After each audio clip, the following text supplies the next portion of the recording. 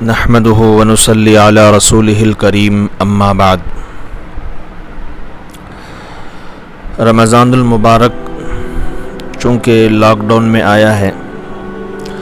مساجد بند ہیں، عبادت خانے بند ہیں،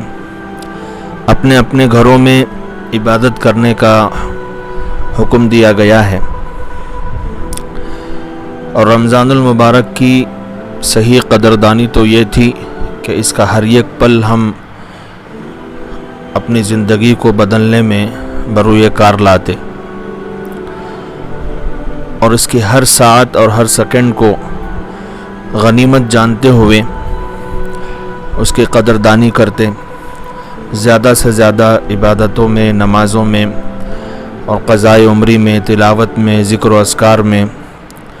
اور اسی طرح اللہ کو منانے میں، توبہ و استغفار میں وقت گزار کر ان ایام کی قدردانی کرتے۔ لیکن جو خبریں موصول ہو رہی ہیں، جو حالات نوجوانوں کے سامنے آ رہے ہیں، ان کو سامنے رکھتے ہوئے پورے افسوس کے ساتھ یہ کہنا پڑ رہا ہے کہ وہی چال بے ڈھنگی جو پہلے تھی سو اب بھی ہے۔ جیسے عام رمضان گزرتے گئے ہیں ہمارے، اسی طرح سے یہ رمضان بھی غفلتوں میں اور دین سے دوری میں، اللہ کی ذات سے غفلت میں، آخرت کی تیاری سے غفلت میں گزر رہے ہیں۔ اکثر نوجوانوں کا یہ حال سامنے آ رہا ہے، اور ایک بات ابھر کر سامنے یہ آئی ہے کہ ٹائم پاس کے لیے چونکہ روزہ رکھ لیتے ہیں اور وقت ملا یا مناسب ہو تو گھروں میں ہی نماز پڑھ کر ٹائم پاس کرنا ہی ہوتا ہے، تو ٹائم پاس کے لیے باقاعدہ گیموں کا سہارا لیا جا رہا ہے،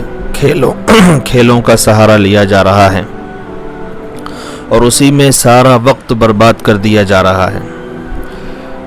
کئی طرح کے کھیل کر اپنا وقت ضائع کیا جا رہا ہے۔ تو میں تمام نوجوانوں سے، چاہے لڑکا ہو یا لڑکی ہو، سب سے میں ادباً گزارش کرنا چاہتا ہوں کہ رمضان المبارک کی قدردانی کریں، اپنے ان قیمتی اوقات کو بیکار کاموں میں، بیکار کھیلوں میں ہرگز نہ لگائیں۔ کھیل کے تعلق سے شریعت نے جو ضابطہ بیان کر دیا ہے اسے ذہن میں رکھیں اور اس کے حساب سے کام کریں۔ شریعت نے اس بات کی اجازت دی ہے کہ ایسے کھیل جس میں جسمانی قوت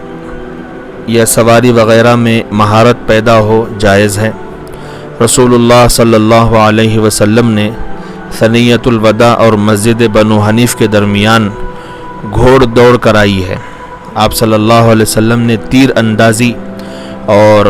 شمشیر زنی، اونٹ اور گھوڑے وغیرہ کی دوڑ میں مسابقت کی حوصلہ افزائی فرمائی ہے۔ اسی لیے فقہاء نے مختلف جانوروں کے علاوہ پیدل دوڑ کو بھی مستحب قرار دیا ہے، نیز اس پر انعام کا مقرر کیا جانا بھی درست ہے۔ ہاں، لیکن انعام اور شرط کے جائز ہونے کی 3 صورتیں ہیں، ان کو بھی یاد رکھنا چاہیے۔ پہلی صورت تو یہ ہے کہ کوئی تیسرا شخص جو دوڑ میں شامل نہ ہو، جو کھیل میں شامل نہ ہو، شرکاء میں سے سبقت لے جانے والے کے لیے، جیتنے والے کے لیے انعام کا اعلان کر دے، یہ جائز شکل ہے۔ دوسری صورت،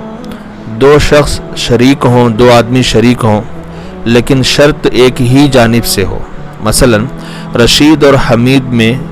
سے اگر رشید سبقت لے جائے، جیت جائے، تو حمید اسے حسب شرط مال ادا کرے۔ حمید سبقت لے جائے تو رشید کچھ نہیں دے گا۔ ایک طرف سے، ایک جانب سے شرط ہونے کا یہ مطلب ہے، یہ بھی شکل جائز ہے۔ تیسری صورت، 3 یا اس سے زیادہ آدمی شریک ہوں، 2 آدمیوں میں یہ شرط ہو کہ ہم 2 میں سے جو سبقت لے جائے، جو جیت جائے، اس کو دوسرا مشروط رقم ادا کرے گا۔ بقیہ دوسرے اشخاص کے لیے کوئی شرط نہیں ہوگی۔ اگر تمام شرکاء، تمام پارٹنر کے ساتھ اس طرح کی شرط ہو کہ سبقت لے جانے والے کو مشروط اور مقرر مال ادا کریں گے تو یہ جوا ہو جائے گا اور اس طرح کا کھیل جائز نہیں ہوگا۔ موجودہ ہمارے زمانے میں بھی جن کھیلوں سے جسمانی ورزش ہوتی ہے، جیسے کبڈی، فٹ بال، والی بال، یہ سب ایسے کھیل ہیں، ان کے احکام بھی اسی طرح کے ہوں گے جو گھوڑ دوڑ وغیرہ کے ہیں۔ ایسے ہی وہ کھیل جن سے دفاع یعنی ڈیفنس اور حفاظت کی قوت پیدا ہوتی ہو، طاقت پیدا ہوتی ہو، یہ نہ صرف جائز بلکہ مستحسن ہے، شریعت نے اس کو بہت پسند کیا ہے۔ جیسے کہ میں نے عرض کیا، رسول اللہ صلی اللہ علیہ وسلم نے تیر اندازی کی حوصلہ افزائی فرمائی ہے۔ حضور اکرم صلی اللہ علیہ وسلم کے سامنے اہل حبش نیزوں سے کھیلتے تھے، تیر اندازی کے مقابلے میں تو بعض دفعہ آپ صلی اللہ علیہ وسلم نے بنفس نفیس شرکت فرمائی ہے۔ اس لیے موجودہ زمانے کے وہ تمام کھیل جس سے آدمی اپنی حفاظت کے لائق ہو سکے اور ڈیفنس کی اس کے اندر صلاحیت پیدا ہو سکے، نہ صرف درست بلکہ مستحسن ہوں گے۔ مثال کے طور پر کشتی کھیلنا، کراٹے، لاٹھی چلانا، مکہ بازی وغیرہ وغیرہ، یہ کھیل جائز ہوں گے۔ لیکن اس کے ساتھ ساتھ خیال رہے کہ کھیل کود اور ورزش کا یہ جو جواز ہے، یہ جو جائز ہونے کی بات ہے، اس وقت ہے جبکہ شریعت کے احکام سطر کی پوری رعایت ہو، یعنی شرم اور حیا کا پورا لحاظ رکھا جائے، کپڑوں کی تمیز رکھی جائے اور سطر کا پورا لحاظ رکھا جائے، اور لڑکے اور لڑکیوں کا اختلاط نہ ہو، کمبائنڈ کھیل نہ ہو، لڑکے الگ اپنا کھیل کھیلیں اور لڑکیاں اپنا کھیل الگ کھیلیں پردے کے ساتھ۔ اسی طرح شطرنج بھی ایک کھیل ہے جو عام طور پر امیروں کا کھیل سمجھا جاتا ہے، اور آج کل تو فون میں بھی اور اسی طرح چھوٹے چھوٹے چارٹ وغیرہ بنا کر شطرنج لوگ کھیلنے کے عادی ہو چکے ہیں۔ تو اس کی بھی تھوڑی وضاحت سن لے۔ شطرنج کے ساتھ اگر جوا بھی ہو تب تو اس کے ناجائز ہونے پر اتفاق ہے، سارے علماء کہتے ہیں کہ یہ حرام ہے، ناجائز ہے۔ اگر جوا نہ ہو تب بھی اکثر فقہا کے نزدیک گناہ اور حرام ہے۔ جوے کے ساتھ تو حرام ہے ہی، لیکن جوا نہ ہو تب بھی شطرنج کھیلنا یہ اکثر فقہا کے نزدیک گناہ کی بات ہے اور حرام ہے۔ حضرت علی رضی اللہ تعالیٰ عنہ کا کچھ شطرنج کھیلنے والوں پر گزر ہوا تو فرمایا، کیسے بت ہیں جن پر تم جھکے پڑے ہو، ما هذه التماثيل التي انتم لها عاكفون۔ اس کی وجہ یہ بھی ہے کہ جن لوگوں کو شطرنج سے دلچسپی پیدا ہو جاتی ہے وہ واقعی اور حقیقی مسائل سے بے توجہ ہو جاتے ہیں،